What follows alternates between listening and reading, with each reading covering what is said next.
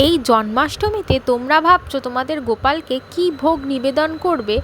আজ তোমাদের সেই চিন্তা দূর করতে আমি বানাচ্ছি একদম বাসন্তী পোলাও।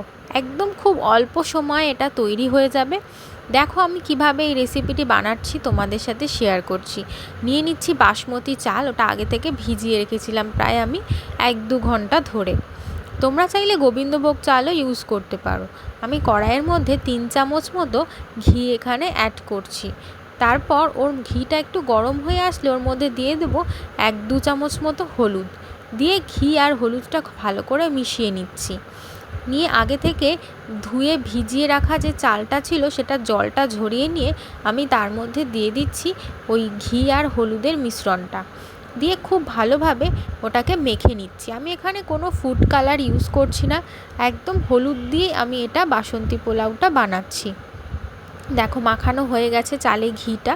এবার কড়াইয়ের মধ্যে দিয়ে দিচ্ছি অল্প পরিমাণ সাদা তেল, আর দিয়ে দেবো 1 চামচ মতো ঘি। তেল আর ঘিটা গরম হয়ে আসলে ওর মধ্যে দিয়ে দেবো কিছু গোটা গরম মশলা, যেমন তেজপাতা, এলাচ, দারচিনি, স্টার অ্যানিস দিয়ে ভালো করে একটুখানি রোস্ট করে নিচ্ছি। এটা রোস্ট হয়ে গেলে তার মধ্যে আমি দিয়ে দিচ্ছি কাজুটা হালকা ফ্রাই করে নেব।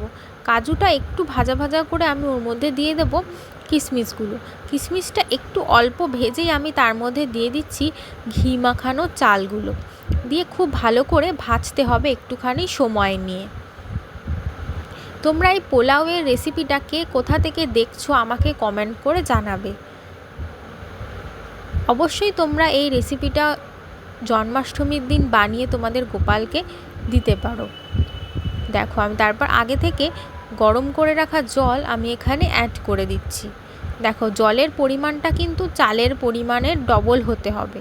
তো আমি এখানে 700 মতো চাল নিয়েছিলাম, তো এখানে আমি তার ডবল এখানে জল নিচ্ছি।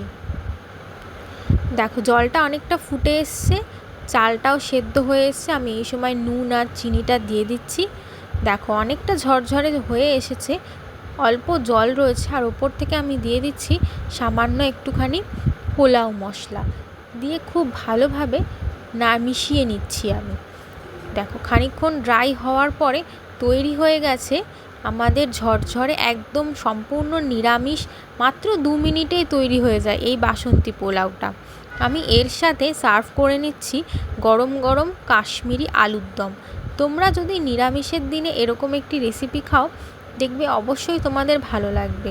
আর এছাড়া প্রসাদ হিসাবেও ব্যবহার করতে পারো। রেসিপিটি ভালো লাগলে চ্যানেলটি সাবস্ক্রাইব